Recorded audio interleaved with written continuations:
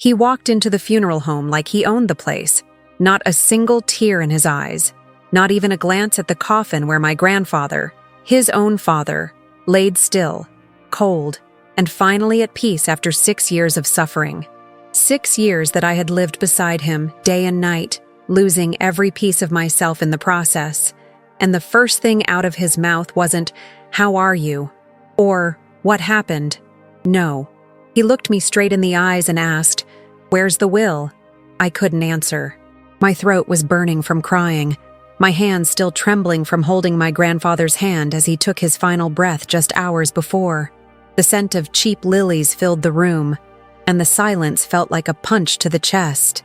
But there he was, my uncle, dressed in a suit too expensive for someone who hadn't shown his face in years, asking about money, about what he could take, about what he believed was his right.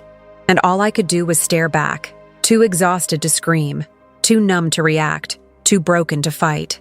You spend 6 years of your life locked inside a house watching someone you love disappear piece by piece. First their memories, then their ability to recognize you, then their body, and finally, their dignity. You clean their wounds, you wipe their tears. You hold their hand through every panic attack, every hallucination, every moment of fear when they don't even know their own name. You miss birthdays, holidays, job interviews, the outside world. And when it's over, when the pain finally ends, and all you have left is silence, you think maybe, just maybe, someone will say, "Thank you." Or at least, "I'm sorry you went through that alone." But no one says it. They just ask about the money. My uncle hadn't called once, not when we got the Alzheimer's diagnosis. Not when we had to change the locks because my grandfather started wandering outside at 3 a.m. Not when I begged for help to buy his medication. He didn't answer a single message when I sent photos of the bruises I got trying to stop my grandfather from falling. He didn't even show up the night my grandfather forgot who I was and locked himself in the bathroom crying for his mother who died 60 years ago. But now, standing under the same roof where my grandfather's body rested, he had the nerve to look around the room like he was appraising furniture, calculating value. He walked past the photo of my grandfather in uniform, the one he proudly hung on the wall, the one he used to tell stories about. He didn't stop. He didn't look. He only spoke again to ask, "Did he leave everything to you?" I should have screamed. I should have thrown him out, but I was too tired. Grief does that. It empties you. It strips you down to nothing. And when someone shows up talking about inheritance while your chest still hurts from crying, all you can do is sink deeper into the floor, wondering if anything you did meant anything at all. The funeral home manager approached quietly, unsure whether to intervene. He looked at me, then at my uncle, then back at me, waiting for a signal. I shook my head. There was no point. I had seen this coming. I had known, deep down, that he would show up like this. The man who ignored every call. The man who never asked about my grandfather's condition. The man who once said, "You should just put him in a home and live your life." Now he was here to collect. It wasn't about love. It was never about love. For people like him, family only matters when there's something to gain. And now that the last person who tied us together was gone, the truth could finally surface. He didn't come to say goodbye. He came to cash in. The silence in the room was suffocating. The air was thick with disappointment, and I could feel the years I had given away starting to weigh heavier than ever. 6 years without stepping outside for more than a few hours. 6 years sleeping on the couch next to my grandfather's hospital bed.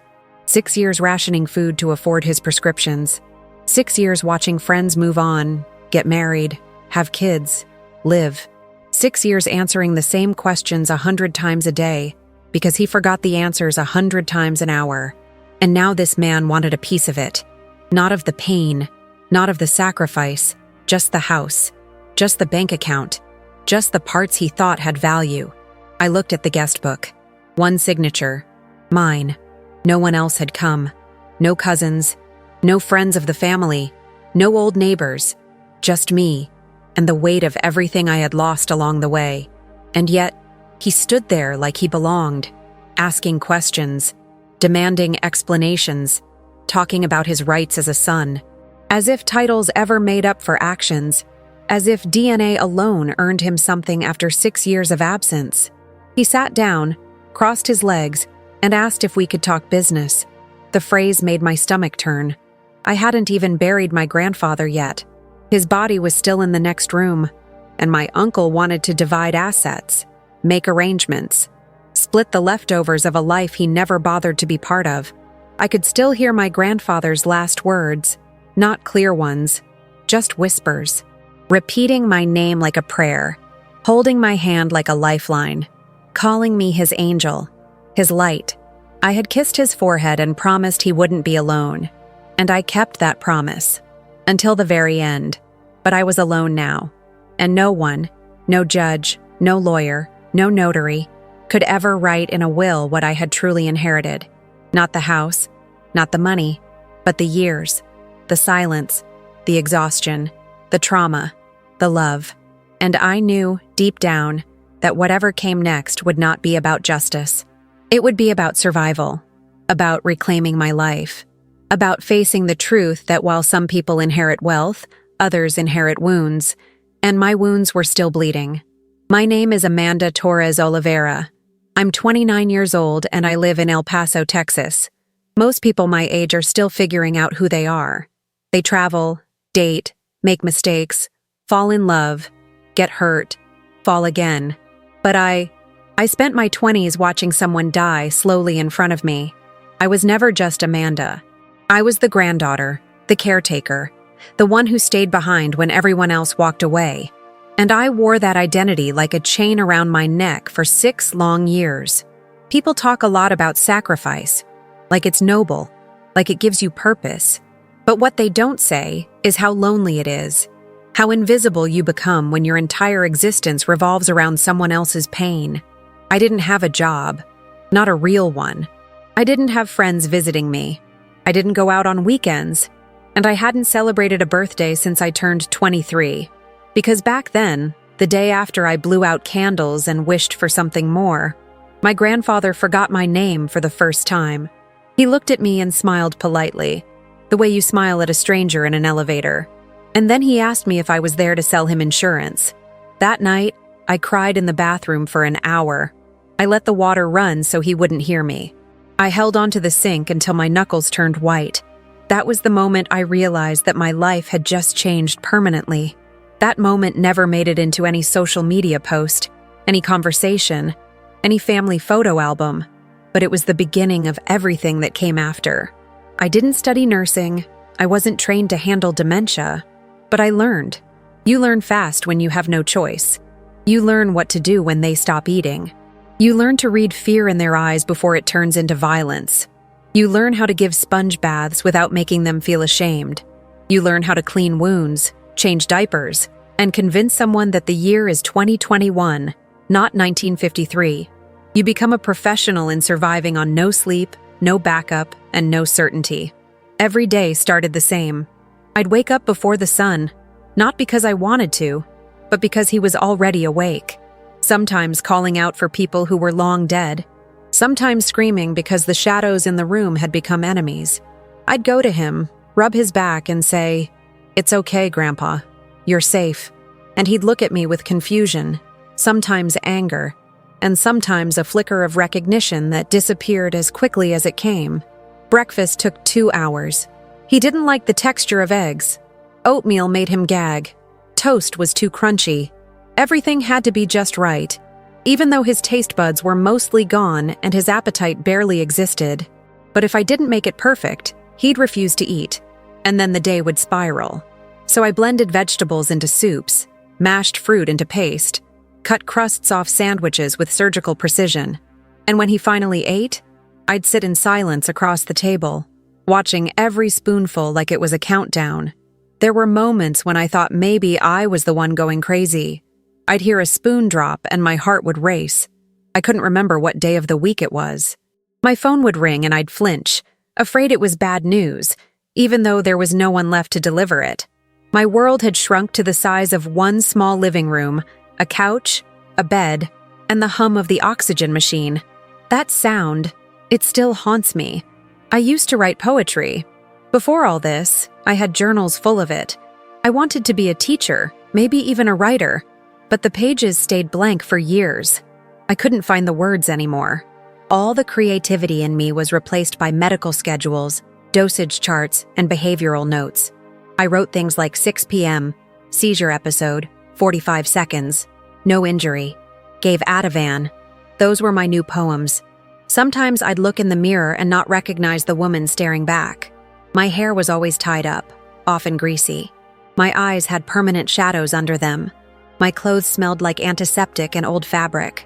I hadn't worn makeup in years. I used to care about how I looked. I used to feel things like excitement or anticipation. But all of that felt so distant, like another life, one I could only remember in pieces. My grandfather used to love telling stories.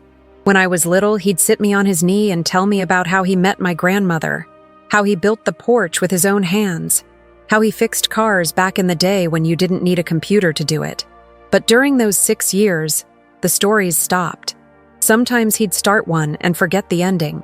Other times he'd repeat the same line over and over again, trapped in a loop. Eventually, he stopped speaking altogether. And still, I stayed. Because somewhere deep inside, I believed that love meant staying. That it wasn't love if it ran when things got hard. That maybe, even if he didn't remember me, I could remember for the both of us. My friends stopped calling. At first it was, "Hey, do you want to come out this weekend?" Then it became, "You're always busy." And finally, silence. They moved on, got engaged, got promoted, traveled to Europe, posted pictures with captions like, "Living my best life," while I was cleaning bed sores and arguing with Medicare over which supplies they'd cover this month. Sometimes I would scroll through my phone late at night just to see what the world looked like outside that house. I'd watch videos of people dancing, laughing, hugging their friends at music festivals. I wanted to scream at the screen. Do you even know how lucky you are? But I didn't scream. I just closed the app, turned off the light, and waited for the next groan, the next cough, the next nightmare. I didn't do it for recognition. I didn't do it for inheritance. I did it because I made a promise. Because when I was 8 years old and crying in bed after my parents split, he was the one who sat beside me and said, "You're never alone, sweet girl. Not while I'm here." And I remembered that. I just didn't know I would be the only one to remember. People say you shouldn't expect anything from others, that you should do the right thing because it's right, not because someone will thank you. But even knowing that, there were nights when I sat on the kitchen floor, surrounded by empty bottles and used syringes, sobbing into a dish towel because I just wanted someone, anyone, to say, "You matter. What you're doing matters." That moment never came. Not from my family. Not from my uncle. Not from anyone who used to be close to me. It was as if I had disappeared the day I chose to stay, but I didn't disappear. I was still here, still breathing, still fighting, still showing up, day after day, without applause, without reward, without an audience. Just love. Brutal, exhausting, unconditional love. And that love kept me alive even when everything else inside me was dying. My earliest memories are all wrapped up in the scent of old books and tobacco. That's what my grandfather smelled like. Not the harsh cigarette smoke kind, but the sweet, earthy scent of pipe tobacco that lingered on his sweaters, the kind he used to smoke while sitting on the porch, lost in thought, watching the sky change colors before dinner. His name was José Miguel Oliveira, and he was more than just a grandfather to me. He was my first sense of safety in a world that never really made me feel like I belonged anywhere. When I was 5, my parents split up. I remember the shouting, the slamming doors, and the silence that followed. My mother left the same week, said she needed to find herself and move to another state. My father? He disappeared. No goodbye, no explanation, just an echo where his presence used to be. My world became a cracked foundation overnight.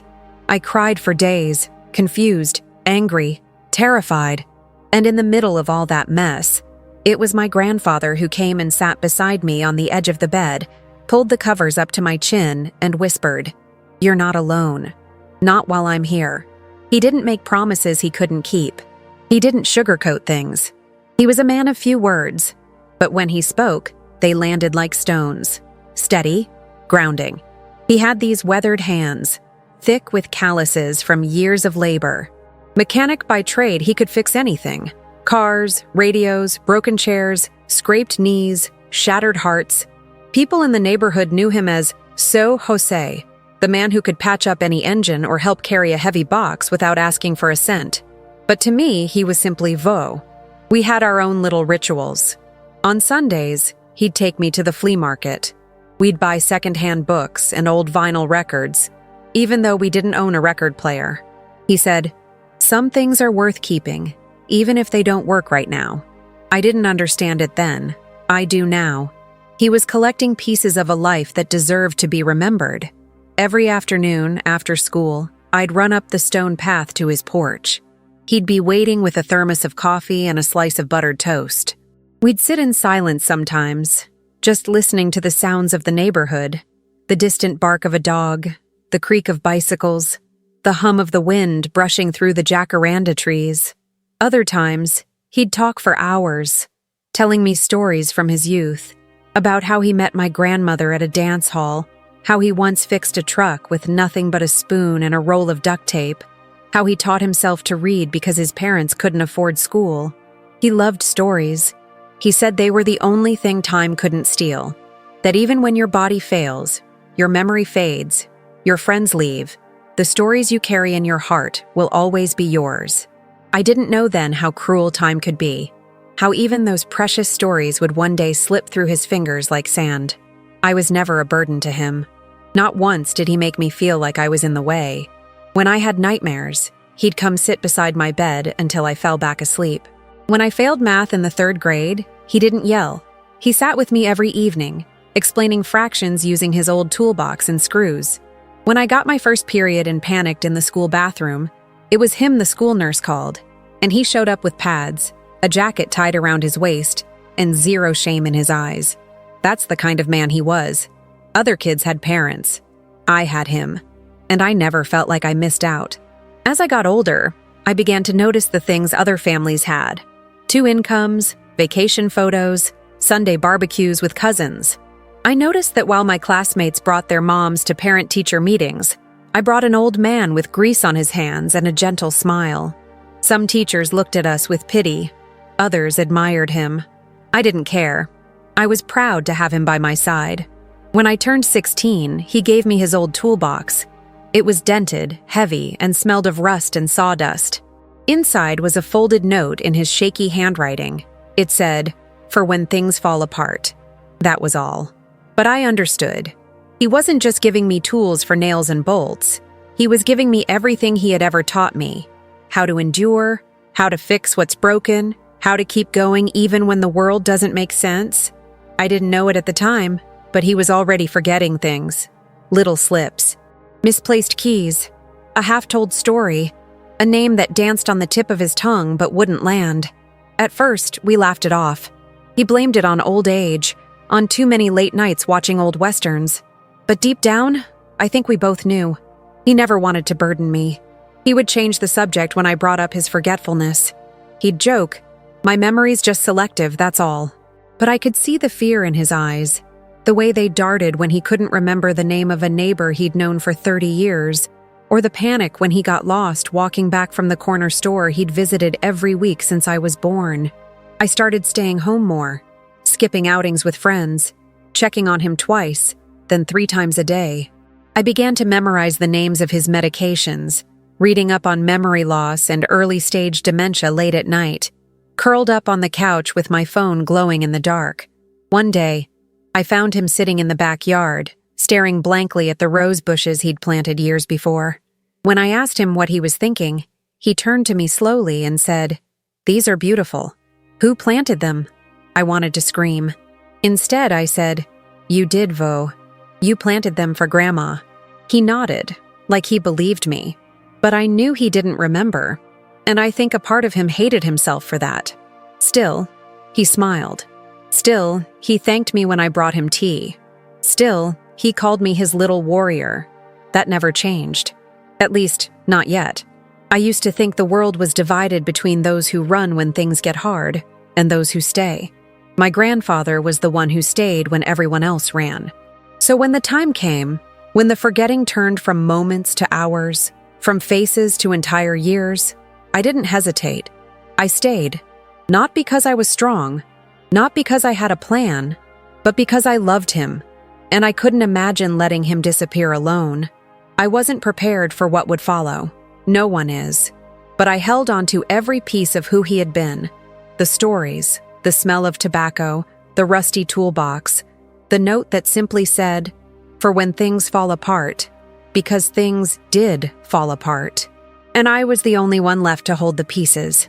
He was 80 years old when the doctor said the word we'd been dancing around for months: Alzheimer's. The room got colder the moment it was spoken, like the air itself recoiled. I remember sitting there in the small, windowless office, my hands clenching the armrests of the chair. My grandfather beside me staring blankly at a poster on the wall that showed the human brain in colorful sections. He didn't seem to understand what was happening. Maybe he did. Maybe he was just pretending he didn't. The neurologist explained it clinically: stages, medications, cognitive decline. I hated those words. They were too soft, too sanitized, like calling a hurricane a light breeze. What she should have said was this: "You're about to watch the man who raised you disappear one memory at a time, and there's nothing you can do to stop it." After the appointment, I drove us home in silence. He kept humming the same 3 notes, over and over again. It was a tune I didn't recognize, and when I asked him about it, he said, "I think it's from a movie I saw once. Or maybe a dream." That answer felt like a warning. I called the family that night. My mother answered on the second ring. I told her everything, trying to stay calm, trying not to let the panic in my voice spill over.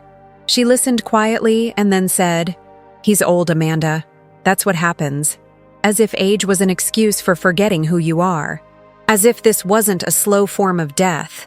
I asked her if she could come visit, help figure out a care plan. She sighed and said, "I'm building something new here. I can't go backwards." I hung up and tried again. My uncle, the same one who would later show up asking about the will, answered with loud background noise and a distracted tone. I told him what the doctor said. His response: "You should really think about putting him in a home. It's not your responsibility to ruin your life over this." That sentence never left me. Not your responsibility. As if love had limits. As if the years this man spent raising me meant nothing now that things were inconvenient. They all said the same thing in different words. "You're too young for this. You need to think about your future. Just sell the house. Use the money to pay for a facility. Start fresh." But none of them had been there when he forgot to turn off the stove and almost burned the kitchen down. None of them had cleaned the bathroom floor when he lost control of his bladder for the first time. None of them had watched his face crumble when he realized he couldn't write his own name anymore. I stayed. We made small adjustments at first. Labels on cabinets. A whiteboard with the day of the week written in bold letters. Medication sorted into plastic containers. It felt manageable. But then he started forgetting to eat. He'd make toast and leave it in the toaster until it burned. He'd pour himself a glass of water, forget about it, and pour another, then another. The sink was always full of glasses. He started hiding things: wallet, keys, socks, and then accusing me of stealing them. I'd find the remote control in the freezer, his shoes in the bathtub. It stopped being funny after a while. At night, he wandered. I'd wake up to the sound of drawers opening, cabinets slamming, or worse, silence. One time I found him standing in the backyard in his underwear at 3 a.m, staring at the sky. He said he was waiting for a bus. Another time he knocked on the neighbor's door, insisting it was his childhood home. After that, I installed locks, alarms, anything to keep him safe. I even put bells on the door like it was a nursery. But this wasn't a child I was caring for. It was my grandfather, my hero, and he was slipping away like water through my fingers. He became a stranger with his face. One moment he'd laugh and tell me about a memory from 1968. The next he'd accuse me of poisoning his food. Some days he thought I was his sister. Other days he didn't think I was anyone at all. He'd sit in the recliner with a blanket on his lap, eyes darting, whispering to people who weren't there. I stopped correcting him after a while. Arguing only agitated him. If he said his mother was in the kitchen, I nodded. If he said the president was coming over for dinner, I set an extra plate. The house transformed into a battlefield. The living room became a medical station. The kitchen, a minefield of forgotten tasks. The hallway, a path I walked 20 times a day checking locks, lights, windows. I stopped sleeping through the night. My body forgot what rest felt like. Every noise was a threat. Every silence, a red flag. But the worst part, the part no one prepares you for, is the mourning that happens while they're still alive. You grieve them in pieces. The first time they forget your name. The first time they don't laugh at your joke. The first time they flinch when you reach out to hug them. It's like watching a candle slowly drown in its own wax. And the room gets darker every day. I kept a journal during that time. Not for reflection, but for survival. A place to track his behavior, note symptoms, record what worked and what didn't. But sometimes I'd write just for me. One entry read, "Today he didn't recognize me, but he held my hand like he was afraid to let go. Maybe somewhere deep down he still knows I'm his." No one came to help, not once. I sent emails, left voicemails, posted updates in the family group chat. I even begged, but there was always an excuse. Too busy, too far, too expensive. I stopped asking. I stopped expecting. I stopped hoping. The silence became its own kind of answer. And still, I stayed. I learned how to lift his body when he collapsed in the hallway, how to speak calmly when he panicked in the bathtub, how to navigate Medicaid, insurance, pharmacy pickups, adult diapers, bed rails, incontinence pads, pureed diets, medical alerts. I became a nurse, a therapist, a cleaner, a nutritionist, and a guard, all without a single day of formal training. There was no salary, no vacation, no applause, just bills and more bills. Some months I had to choose between paying the light bill or buying all his medication. I always chose the medication. I lit candles at night, told myself it was romantic. It wasn't. I used to dream of going to college, becoming a writer, traveling, falling in love, wearing red lipstick and dancing in a kitchen at midnight with someone who looked at me like I was the only person in the room. But those dreams faded like old photographs left in the sun. What replaced them were lists, grocery lists, pill schedules, emergency contacts. But every now and then, in rare flickers, he'd come back. His eyes would soften. He'd squeeze my hand and say, "You're doing good, girl." And those 4 words were enough to keep me going through the next storm. Even if he didn't know who I was, some part of him felt it. The love, the safety, the history we shared, and that, more than anything, made me stay. 6 years. That's how long I stayed in that house. Not 6 years of living, but 6 years of enduring. I didn't just stop going out. I stopped existing in any way that resembled a normal life. My world shrank down to a few dimly lit rooms, and the man who had once been the center of my childhood, now crumbling before my eyes. While other people my age were building careers, falling in love, traveling, making memories, I was watching someone I loved lose every piece of theirs. There's a difference between solitude and isolation. Solitude can be peaceful, chosen. Isolation is something else. It creeps in slowly, one unanswered text at a time, one canceled visit after another, until eventually, no one asks you to come out anymore. They just assume you won't. And they're not wrong. The outside world became a distant dream. I stopped checking the weather. I didn't know when holidays were coming unless they were printed on the pill delivery calendar. I forgot what it felt like to hear someone say my name without it being attached to a request, a complaint, or confusion. I forgot what laughter sounded like in a room that wasn't playing a TV rerun just to drown out the silence. I learned to measure time not in days or weeks, but in how many times I changed his sheets, how many pills were left in the tray, how long he could sit upright before his back started to hurt. I didn't have weekends. I didn't have days off. There was no such thing as later. Everything was immediate. When he needed help standing, when he was suddenly cold, when he forgot how to swallow and started choking. Sleep became a luxury. I never rested deeply. Even in my dreams, I was listening for movement, for the alarm that meant he had gotten up and might be confused again. Sometimes I'd wake up in a cold sweat, already reaching out before my eyes even opened. Other nights, I would sit by his bed and watch him breathe, just in case he didn't by morning. The bathroom became a war zone. He hated showers, said the water stung. I learned to bathe him with a washcloth, softly, slowly, talking the whole time so he wouldn't be startled. I bought special soaps, heated the towels in the dryer before use, tried to give him back a sense of dignity, even as his body betrayed him day after day. The worst days were the ones when he fought me.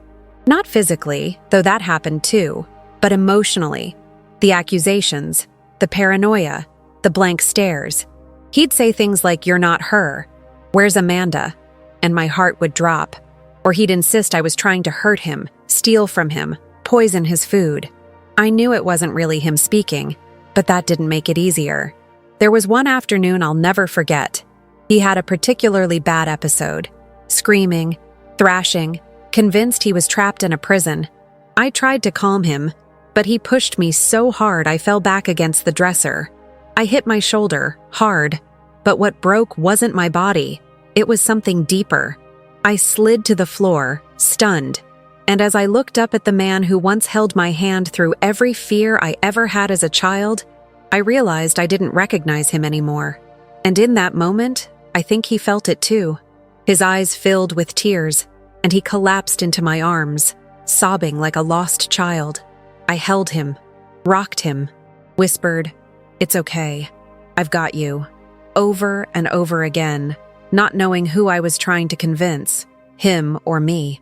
That night, I cried harder than I ever had before. I curled up in bed, fully clothed, too drained to even take off my shoes. I stared at the ceiling and asked a God I wasn't sure I believed in why this was happening, why love had to look like this, why sacrifice was so lonely. I didn't get an answer. Food became a function, not a pleasure. I cooked in silence, pureed vegetables, softened meats, counted calories and fiber and sodium. I made meals that took hours only for him to refuse them or push them off the table. I stopped eating properly myself. Sometimes dinner was a spoonful of peanut butter or cold rice eaten over the sink while I waited for the next outburst. I kept a notebook for emergencies. It had all his medical info, insurance numbers, a list of medications, and a document stating I was his caregiver. I carried it everywhere in case I had to call 911. We had 3 hospital trips in those 6 years. Each one felt like a mini-war. Long hours under fluorescent lights. Nurses too busy to explain things. Doctors speaking in acronyms. Me sitting on the edge of a hospital bed, holding his hand and pretending I wasn't terrified. Money was tight. I sold old furniture online. Picked up freelance gigs late at night when he was asleep. I learned to stretch a budget so far it nearly snapped. There were months when the fridge was empty, but the pill organizer was full. Priorities. That's what survival looks like. No one saw any of this. No one asked. Family birthdays came and went. I was never invited. I stopped existing to them. In their minds, I had chosen this life. As if love is ever really a choice. I began to lose track of who I was outside of this role. I stopped reading for fun. I stopped writing. I stopped caring about how I looked. I stopped imagining a future. I was frozen in time, moving through motions without feeling. I didn't realize how much of myself I had lost. Until one morning, I caught a glimpse of my reflection in the hallway mirror and didn't recognize the woman staring back. Hollow eyes, tired skin, no light left. But despite everything, every bruise, every tear, every silent scream into a pillow, I never walked away. Because every now and then, when the fog lifted and he looked at me with those eyes full of something ancient and familiar, I knew that I was still his little girl, still the one he carried on his shoulders, still the one he made breakfast for every morning before school, still his reason. And I held on to that like a lifeline, even when everything else was gone. The decline became relentless. It wasn't gradual anymore. It was like a dam had cracked inside his mind, and now everything was rushing out too fast to stop. There were no more good days, only less terrible ones. His body followed where his mind had gone, slowly shutting down piece by piece, as if it had given up trying to keep up with the chaos inside his brain. He lost his ability to walk steadily, and I had to start using a transfer belt just to get him from the bed to the chair. His legs would tremble violently, and sometimes he'd collapse into me like a child who had just learned how to stand. I always caught him. No matter how tired I was, how much my back hurt, how little sleep I'd had, I caught him. I think a part of me was terrified of what it would mean if I didn't. One evening, I heard a crash in the bathroom. I ran in and found him crumpled on the floor, blood pooling around his elbow. He looked up at me, dazed, like he didn't understand how he'd gotten there. I held his face between my hands and said, "You're okay. I've got you." And he asked me, with genuine confusion, "Am I the bad guy?" My throat closed up. I didn't know how to answer. I just held him until he stopped shaking. There were more falls after that, bruises that wouldn't heal, scratches from nothing. I patted every sharp corner in the house, added railings everywhere I could, but nothing could stop the inevitable. His muscles were deteriorating. His skin, once tanned and strong, had turned thin and fragile like tissue paper. He started choking more when he ate. I had to learn the Heimlich maneuver. I used it twice. Once while sobbing, thinking, "Please, not like this." We were assigned a caseworker from a local hospice program. She was kind, quiet, and deeply empathetic. Her name was Clara. She showed up once a week to check his vitals and ask how I was coping. I lied every time. I said, "I'm fine," because what else was there to say? That I hadn't laughed in over a year? That I sometimes fantasized about walking out the door and never coming back? Just disappearing into a world that didn't remember me either? She gave me a binder filled with documents, palliative care options, end-of-life plans, DNR forms. I couldn't bring myself to open it for days. When I finally did, I cried over every page. Choosing not to resuscitate him felt like signing a death sentence. But resuscitating him? That felt like cruelty. His body was failing. His mind had already left the building, and I had to decide what kind of ending he deserved. We got a hospital bed delivered to the living room. It took up half the space, but I didn't care. I wanted to be near him. I moved my mattress onto the floor so I could hear his breathing through the night. He had stopped calling for me by name by then. Sometimes he called me Mun, sometimes Anna. Once he even called me Soldado. He thought we were in a war. Maybe we were. His world had become a loop of confusion and fear. He'd ask where his parents were. He'd cry because he couldn't remember the name of his wife. He'd grab my wrist tightly and say, "Don't leave me in the dark." That one sentence haunted me, because the truth was, he was already in the dark, and I couldn't pull him out. I was just the hand holding his through the blackness. The last month, he barely spoke. He would mumble fragments, song lyrics, prayers, half-finished thoughts. He stopped eating. His weight dropped rapidly. I could see every bone, every shadow of who he had once been. The smell of decay lingered in the room. Not just physical, but emotional. It was the scent of goodbye, slow and cruel. I remember one night vividly. The rain was tapping against the windows, soft and rhythmic, and I was reading aloud from one of the books he used to love, 100 Years of Solitude. He used to say the language in that book made him feel alive. I read until my voice cracked. His eyes were closed, but his fingers twitched, and I wondered if he could still hear me. Clara came more often during that time. She told me to prepare. I wanted to scream at her. Prepare? How do you prepare to lose the only person who ever stayed when everyone else walked away? I started writing him letters, things I was too afraid to say out loud. I read them to him during the night. I told him how much I missed him, even though he was right in front of me. I thanked him for every scraped knee he ever bandaged, every story he told, every silent sacrifice I didn't understand until it was my turn to make one. I told him I forgave him for leaving me this way, that it wasn't his fault, that he could let go if he needed to. He began sleeping more. His breath became shallow, uneven. Some days I'd sit for hours just counting the seconds between each breath. My heart stopped every time it felt too long. I was living in a state of permanent bracing, waiting for the moment I knew would come, but praying it would hold off just one more day. And then one morning, I woke up, and the room was too still. There was a kind of silence that didn't belong. I reached over, touched his hand, and it was cool. His chest didn't rise. There was no twitch in his brow, no flicker of breath, just stillness. I didn't scream. I didn't cry. Not right away. I just sat there holding his hand, staring at the ceiling. The same ceiling I'd stared at night after night, year after year. I whispered, "You can rest now," and kissed his forehead.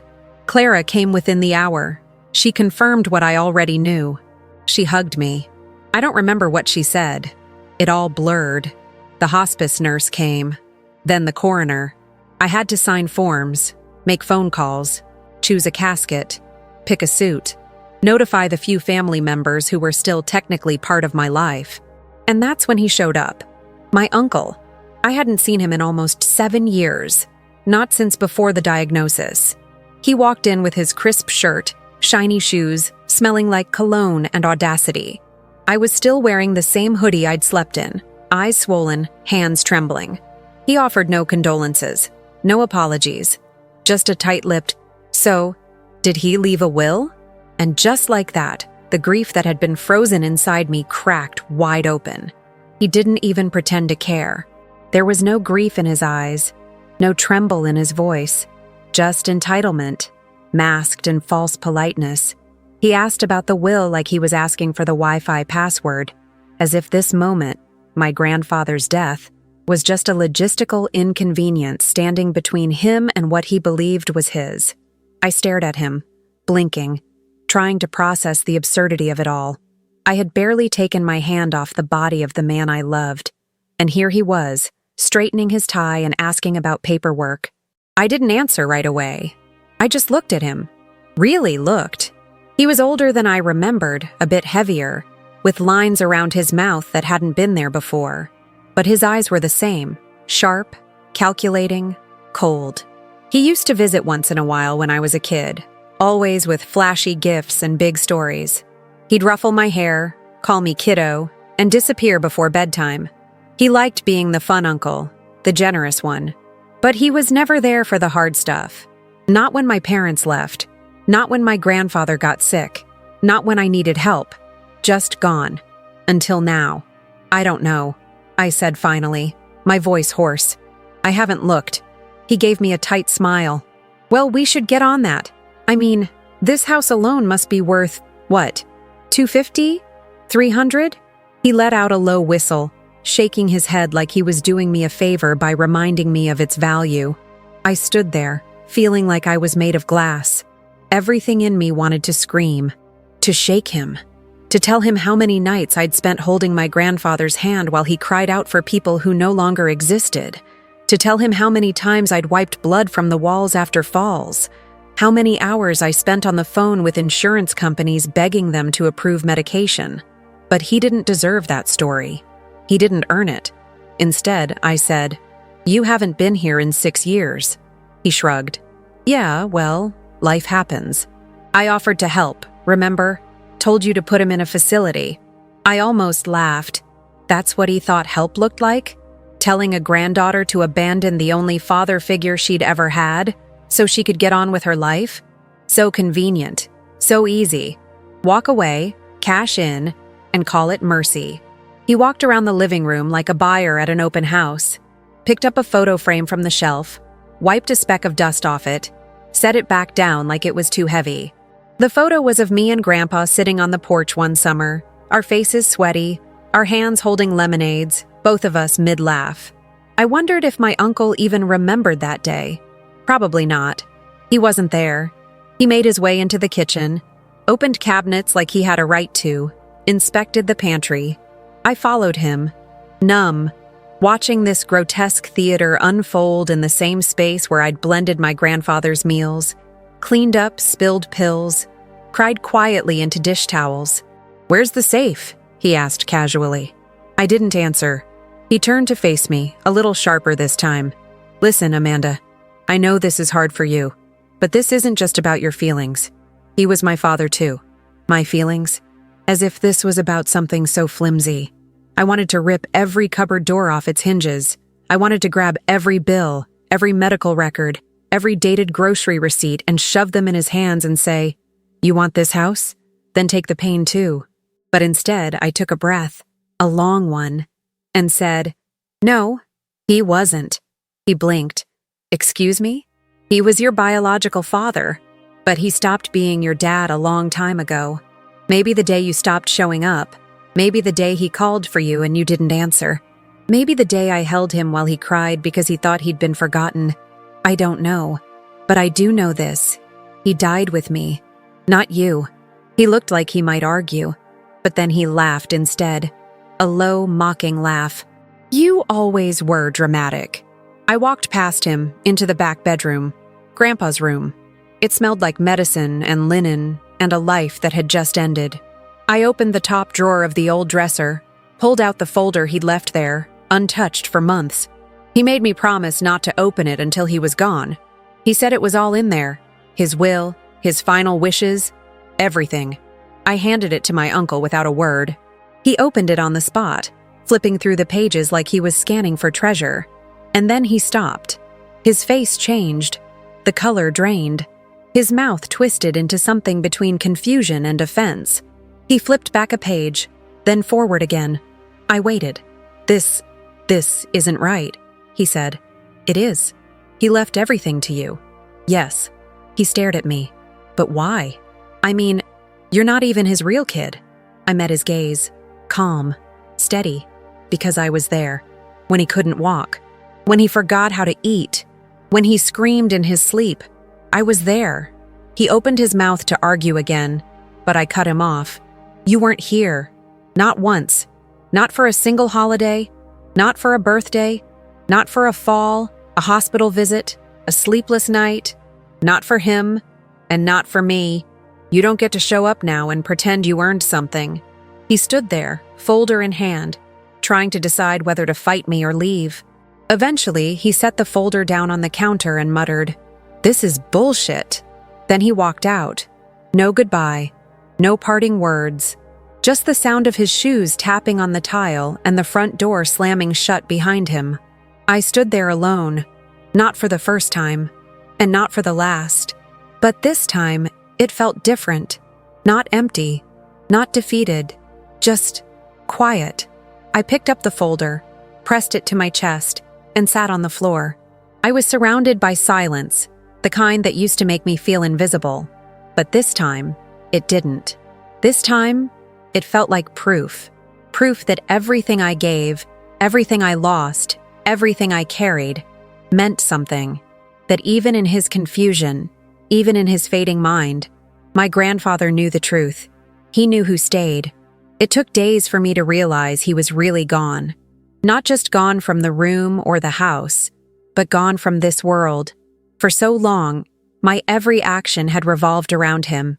My schedule, my meals, my sleep, my sense of purpose, they were all tethered to his needs, his pain, his decline. The silence after his passing wasn't peaceful. It was deafening. It pressed into my ears and chest like a weight I couldn't push off. The house still smelled like him. His slippers were still by the bed.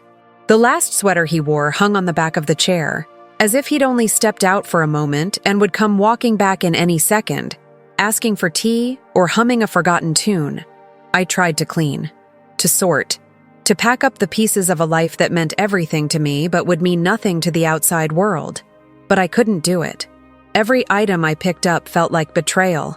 His shaving brush, his favorite mug with the chipped handle, the radio he used to carry from room to room. I found one of his old notebooks tucked between the couch cushions. His handwriting was shaky and inconsistent, a record of names and memories he was afraid to lose. The last entry was just a sentence. "Don't let her forget me." I sat on the floor with that notebook in my lap and cried harder than I had at the moment of his death. I hadn't just lost my grandfather, I'd lost my witness. The person who had seen me grow, who knew my history, who remembered the sound of my laugh as a child, who knew the stories of where I came from. Without him, parts of me felt like they'd vanished too. The funeral was small, mostly neighbors, a few family members who came out of obligation more than affection. I didn't care. I didn't want sympathy from strangers or empty words from people who hadn't shown up when it mattered. I stood in front of his casket and spoke the only truth I could manage. He was the kindest man I ever knew, and he deserved better than what this world gave him. But he made it beautiful anyway. Afterwards, they all left. Quietly, politely, like guests leaving a dinner party. I stayed behind. I stood at his grave long after the last flower had wilted in the sun, long after the cemetery workers had finished their tasks and driven away. I talked to him, out loud. Told him about the squirrel that used to steal from our bird feeder, about the way the tea kettle still squealed like a train, about how the neighbor's kid had learned to ride a bike. Mundane things that didn't matter, but I needed to believe he could still hear me, that he was still listening. The days after the funeral were shapeless. I didn't know what to do with myself. There were no routines left, no schedules to follow. I wandered the house like a ghost. Sometimes I sat in his chair and just rocked slowly, back and forth, until my eyes grew heavy. Other times I found myself standing in the hallway, unsure why I'd gone there. I'd open the fridge out of habit, then close it again, forgetting what I was looking for. The grief didn't come in waves. It came in layers. It was in the smell of his pillow, in the silence at breakfast, in the dent his body had left in the mattress. It was in every corner of the house, in the sound of the clock ticking too loudly, in the dust settling where there used to be motion. I realized I hadn't spoken to another human being in days. Not really. Not beyond the checkout lines and brief phone calls from banks asking if the estate had been settled. One night, I found myself on the back porch, sitting in the same spot he used to sit every evening. I brought out the radio, turned it on, and tuned it to the static-filled station he loved. The music was faint, nostalgic. I closed my eyes and tried to remember the last time I'd danced. I couldn't. So I stood up, barefoot on the cold wood, and let the music move me. It was awkward, slow, unsure, but it was something.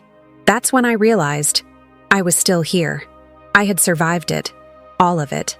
The late nights, the screams, the confusion, the hospital visits, the loss, the loneliness, the guilt, the heartbreak.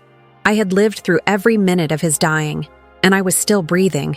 That wasn't nothing. But surviving isn't the same as living, and I didn't know how to live anymore. I thought about leaving, selling the house, moving to a city, starting over. But something in me resisted, not out of fear, but out of duty. This house wasn't just walls and furniture. It was memory. It was the smell of pipe tobacco and fresh bread. It was the sound of laughter echoing through the hallways. It was safety. It was love. I began to write again. Slowly. Just a few lines at first. Then paragraphs. Then pages. I wrote about him. About what it meant to stay. About what it cost me. About what it gave me. I didn't write for an audience. I wrote so I wouldn't forget. So I wouldn't lose him. So I wouldn't lose myself. People began reaching out. Friends from high school who had heard through the grapevine. Distant cousins who'd seen the obituary. Some wanted to help. Others just wanted to be seen. I listened. I shared. I told them what I'd been through, not for sympathy, but so they'd know they weren't alone. That caregiving isn't just a role. It's a transformation. It's a quiet kind of heroism that the world rarely sees. I started volunteering at a local memory care center. At first, just to feel close to him. But soon, I realized I had something to offer. Experience, patience, understanding. The staff called me the girl with the gentlest voice. The residents responded to me. I knew how to speak without condescension. I knew how to see the person behind the disease. One of them, a woman named Louise, reminded me so much of my grandfather.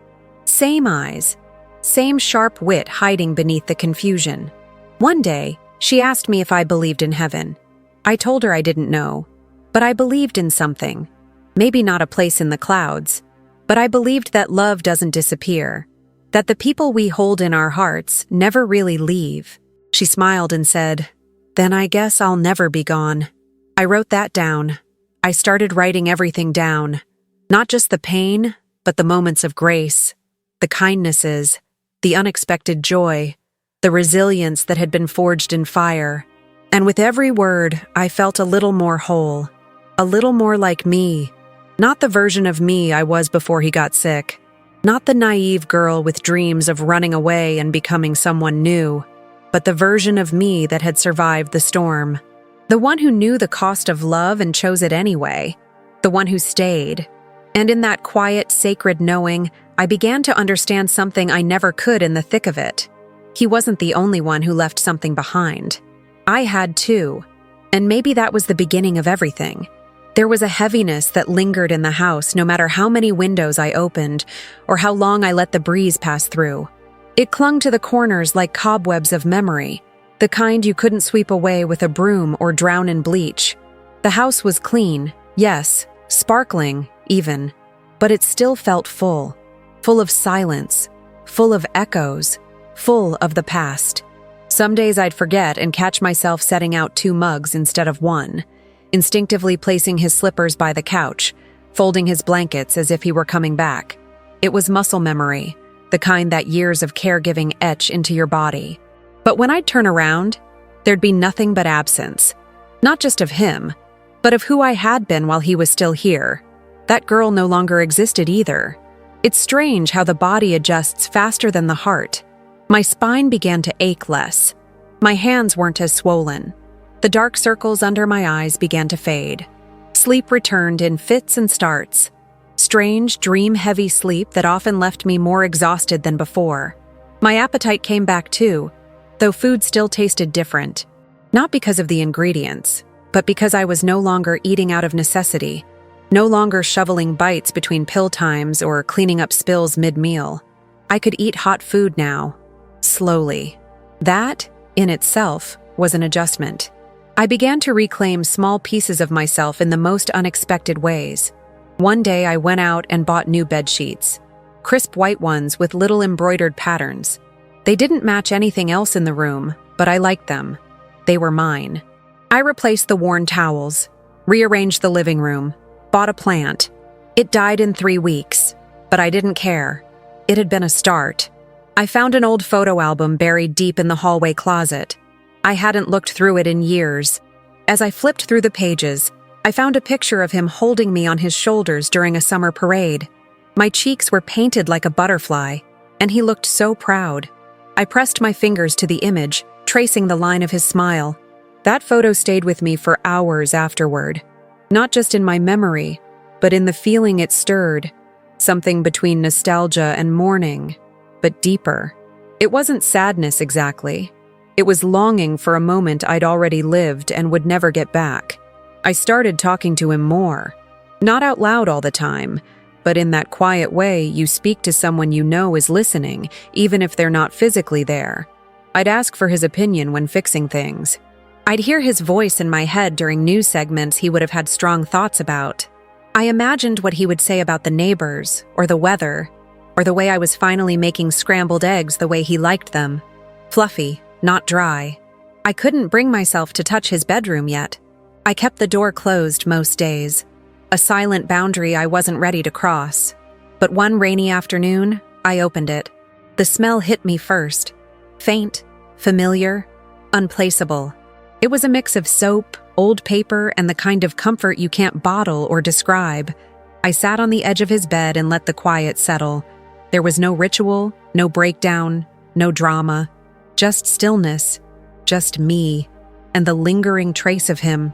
That same day, I found the box he'd kept under his bed for as long as I could remember. I'd seen it 1,000 times, dust gathering on its corners, but never once opened it. It was heavy. Inside were letters, so many letters. Some addressed to people I didn't know, others to me. The first one I opened was dated 10 years ago. In shaky handwriting, he wrote, "If you're reading this, it means I've gone where your eyes can't follow. But I hope you'll hear me anyway." My hands trembled. He wrote about his regrets. Things he wished he'd done, places he never saw, the way he never quite stopped missing my grandmother, even after decades. But he also wrote about pride, about me, about how I'd changed his life by staying, about how he was afraid every day that I'd resent him, and how every day I stayed proved him wrong. "You were my last great love story," he wrote. Not in the romantic way, in the way that someone gives their whole heart to someone else without asking for anything in return. You did that for me, and I never deserved it. But I'm grateful every single day. I closed the letter and held it to my chest. I didn't cry. Not right away. I just sat there, letting the weight of his words sink into the marrow of my bones. It was the closure I didn't know I needed. A final whisper from the man who had taught me what love really meant. Not through grand gestures, but through presence, through pain, through persistence. Over the next few weeks, I read every letter. I learned things about him he never told me. About his dreams, his failures, his quiet victories. He'd written poems, short, clumsy ones, but full of heart. He wrote about missing his mother, about nights he prayed even though he didn't believe in much anymore, about the fear of losing his mind and becoming a burden. I wanted to go back in time and tell him he never was. I began to write back. I bought a new journal and started writing letters to him. I told him about the days I was proud of myself, the nights I still cried, the weird dreams I had, the memories that popped into my head like bubbles. I wrote about everything, the mundane and the meaningful. I didn't hold anything back. And in those pages, I found a rhythm again, a breath, a heartbeat. Grief didn't disappear. It changed shape. It stopped feeling like a scream and started feeling more like a whisper. A presence that moved with me, beside me, but no longer threatened to drown me. I carried it the way you carry a scar, not hidden, not flaunted, just there. People started asking me what I was going to do next. Sell the house? Go back to school? Start over? But I didn't know. All I knew was that I didn't want to erase the past to make space for the future. I wanted to carry it with me. I wanted to build something not in spite of what I'd been through, but because of it. So I stayed. Not forever, but for now. And for the first time in a long time, now felt like enough. The house felt different that morning. The sunlight streamed through the windows in a way I hadn't noticed before, casting golden lines across the floor. For years, the light had been filtered through blinds, muted by exhaustion, by grief, by the constant hum of care that had consumed my life. But now, standing in the living room with the folder of his will pressed to my chest, it felt like the world had shifted. The heaviness of 6 years had lifted slightly, and I could breathe in a way that didn't feel like survival. Clara, the hospice caseworker, came that day to check on me. She was the only one who had truly seen me during those years. The sleepless nights, the relentless routine, the pain I carried in my back and in my heart. She looked around the room, eyes soft, and said, "It's all yours, isn't it?" I nodded, gripping the papers tightly. My uncle had stormed out the day before, muttering threats that didn't scare me anymore. His absence was almost liberating, a strange twist of irony. The man who had abandoned us for years suddenly wanted what he hadn't earned, and the universe had denied him. I knew that the real battle was just beginning. Legal documents, probate, phone calls with lawyers, and the implicit judgments of distant relatives who had finally emerged from the woodwork, all convinced that they had a claim because of blood alone. But the truth was not in the documents. The truth was in 6 years of midnight vigils, in meals prepared with trembling hands, in hands held during panic attacks, in a life that had been sacrificed without question. No lawyer, no judge, no argument could take that away from me. The first call came from my uncle's lawyer. He was polite, smooth, professional. He explained the process, implied that Amanda Torres Oliveira, the girl who had been playing caretaker, might not have the final say. I listened quietly. I knew what they were doing. I had anticipated every word, every tactic, but I wasn't afraid anymore. I had spent 6 years in the trenches of caregiving. I had held life and death in my hands. I had stared grief in the face and didn't flinch. And now, I had a piece of paper to prove what my grandfather had already known. My neighbors began to appear, hesitant at first. A few had been around for years, quietly observing the life I led, never intruding, but always present in the background. One of them, Mrs. Ramirez, knocked on the door holding a small plate of cookies. She whispered, "He always spoke of you. You were the only one who never left." Her words carried weight. I thanked her, feeling a warmth that I hadn't experienced in years. Validation isn't everything, but it's a strange medicine for wounds that haven't healed properly. I began preparing myself for court. My uncle was determined to claim a portion of the inheritance. He said I had manipulated my grandfather, taken advantage of him while he was vulnerable. He implied that my care had been a performance, a trap to secure the estate. I felt the old anger rise, the fire that had sustained me during long nights and lonely hospital trips. But instead of yelling or storming the courtroom, I practiced calm. Every fact, every testimony, every piece of evidence would speak louder than emotion. I had lived this truth. I had witnesses. On the first day, I arrived early. The courtroom smelled of polished wood and old paper. The judge, stern but fair, glanced at me with a curious mix of patience and expectation. My uncle entered shortly after, with his slick lawyer in tow, his confident demeanor masking the years of absence. I had to remind myself that confidence does not equal truth. The hearings were exhausting. Testimonies piled up, emails, letters, medical records. I presented meticulous records of his care, medication schedules, therapy sessions, hospital visits, financial receipts proving every expense I had covered. Each page was a story, every number a testament, but numbers alone wouldn't sway everyone. That's when my neighbor, Mrs. Ramirez, was called to speak.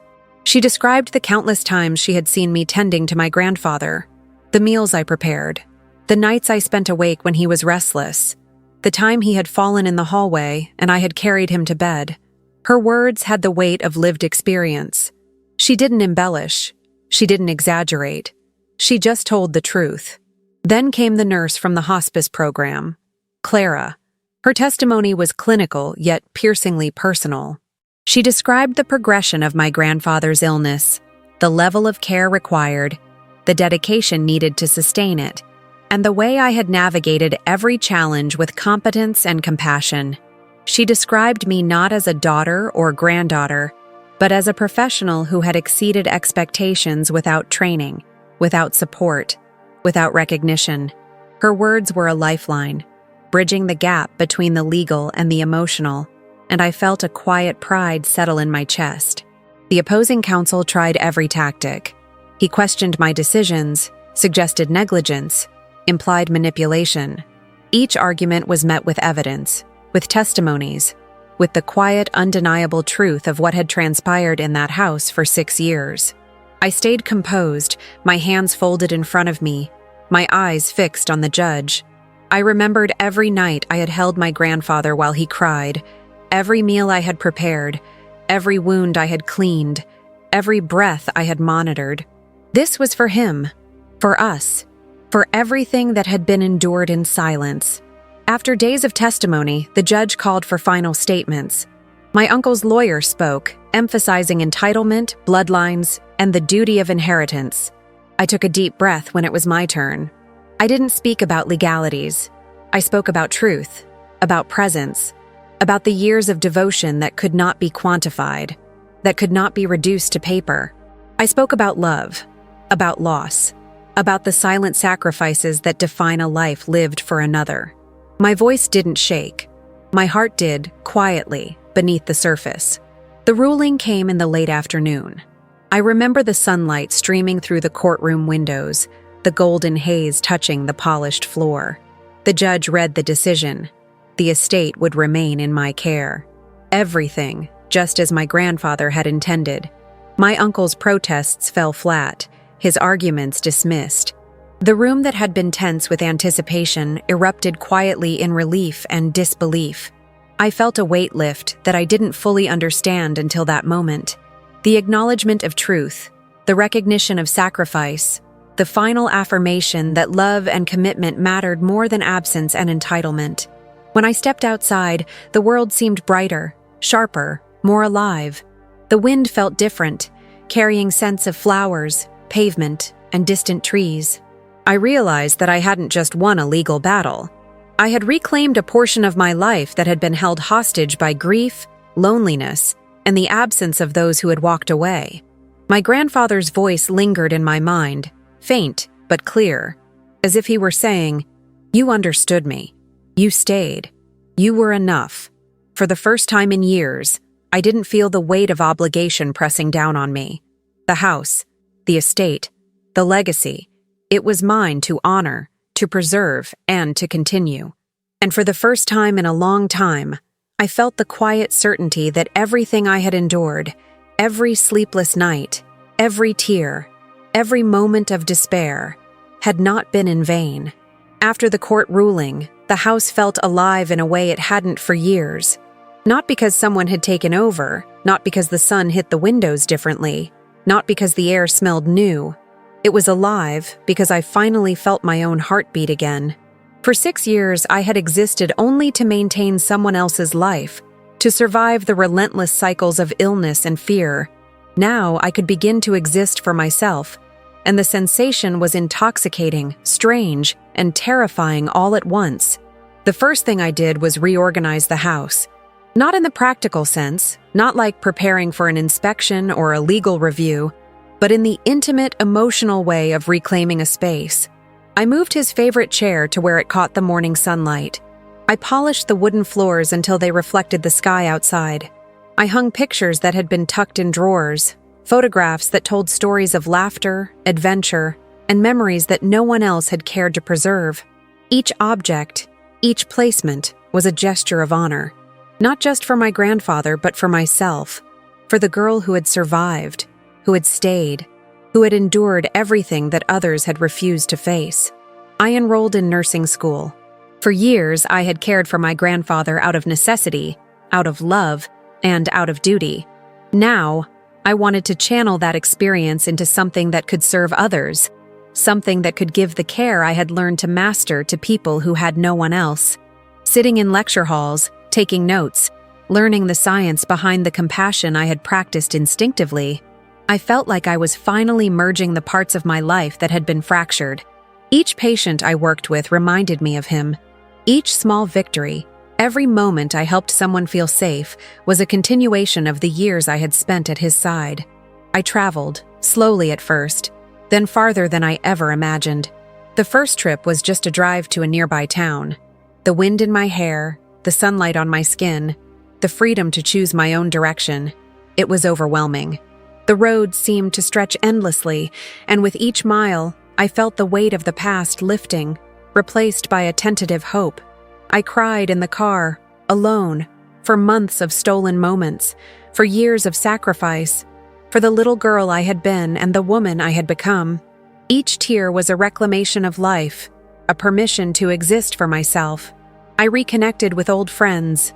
I had kept in touch in fragments over the years, but now I reached out fully. I told them about my grandfather, about the 6 years I had spent caring for him, about the grief and the isolation and the love that had defined that time. I told them not to pity me, but to understand the depth of devotion I had carried. And as I spoke, I realized that the connections I had lost were not gone forever. They had merely been waiting for me to return to myself. The house, once a prison of routine and care, became a sanctuary. I planted flowers in the yard, blooms my grandfather would have liked, bright marigolds, fragrant lavender, sturdy sunflowers. I painted a small mural in the living room, a tree with branches reaching upward, each leaf a memory, each branch a path forward. It was a celebration of resilience, of survival, of love that transcended the pain and the loss. At night, I would sit by the window, the city lights twinkling like distant stars, and think of him. I would whisper to the darkness, telling him about my day, about the new people I met, the new experiences I had, the new freedom I had earned. Sometimes I imagined he was listening, smiling quietly, proud that I had not only survived but grown stronger, wiser, and more compassionate. I realized that even in death, he continued to teach me, continued to guide me, continued to shape who I had become. There were moments of quiet reflection that surprised me with their intensity. I found myself laughing, fully and freely, for the first time in years.